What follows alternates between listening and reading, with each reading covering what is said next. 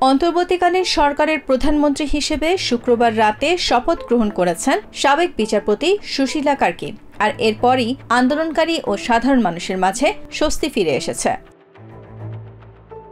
এখনও অনেক স্থানে নিরাপত্তার স্বার্থে সেনা মোতায়েন রাখা হলেও ধীরে ধীরে স্বাভাবিক হতে শুরু করেছে নেপালের জনজীবন। কার্কি ঘোষণা দিয়েছেন আগামী 6 মাসের মধ্যেই তিনি জাতীয় সংসদ নির্বাচন আয়োজন করতে যাচ্ছেন। আন্দোলন ও সহিংসতায় সবচেয়ে বেশি ক্ষতিগ্রস্ত হয়েছে কাঠমান্ডু ও ললিতপুর। এসব স্থানে ধ্বংসাবশেষ সরিয়ে স্বাভাবিক চলাচল ও যার যার কর্মক্ষেত্রে কাজ করতে শুরু করেছে নেপালিরা।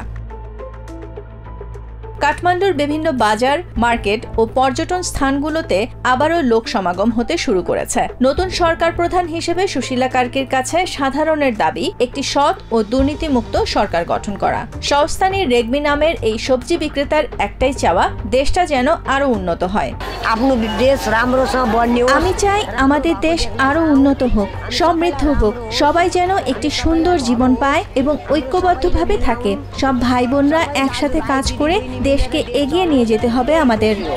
দুর্নীতি বিরোধী হিসেবে বেশ জনপ্রিয় নেপালের নতুন প্রধানমন্ত্রী সুশীলা কার্কি, যে কারণে তার গঠিত সরকারের ওপর বেশ আশাবাদী কাঠমান্ডুর বাসিন্দারা। রাজকুমার নামের এক বাসিন্দা জানান, সরকারের লক্ষ্য হওয়া উচিত সুশাসন নিশ্চিত করা।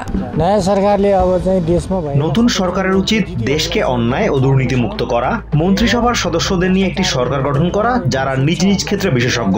আইনজীবী, বিচারক, শিক্ষক, চিকিৎসক যাই হোক না কেন, প্রাথমিকভাবে শাসন ব্যবস্থার উন্নতি এবং শূন্য দুর্নীতি অর্জনের দিকেই সরকারের মনোনিবেশ করা উচিত। তাদের কাজের লক্ষ্য হওয়া উচিত সুশাসন। আমাদের এটাই প্রয়োজন।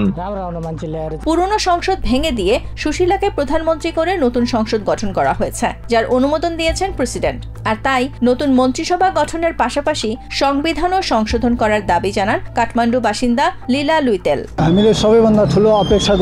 সুশীলা কার্কির কাছ থেকে আমাদের প্রধান প্রত্যাশা হলো সংবিধান সংশোধন করা, রাষ্ট্রপ্রধানকে নির্বাহী করা এবং দুর্নীতি নির্মূল করা। অতীতে যারাই দুর্নীতির সাথে জড়িত ছিল, সে নেতা হোক বা কর্মী, তাদের সবার শাস্তি হওয়া উচিত। Nahid Sihan, TVN 24 news desk. New York থেকে সম্প্রচারিত টিভিএন 24 টেলিভিশন বিশ্বজুড়ে বাঙালির কণ্ঠস্বর।